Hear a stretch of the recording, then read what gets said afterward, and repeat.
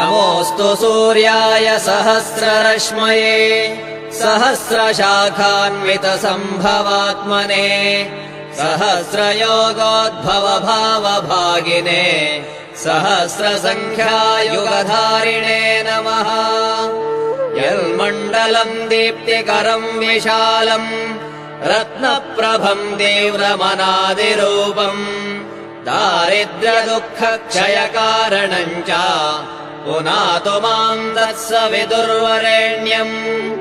यन्मण्डलम् देवगणैः सुपूजितम् विप्रैः स्तुतम् भावनमुक्तिकोविदम् तम् देवदेवम् प्रणमामि सूर्यम् पुनातु माम् तत्सवितुर्वरेण्यम्। यन्मण्डलम् ज्ञानघनम् त्वगम्यम्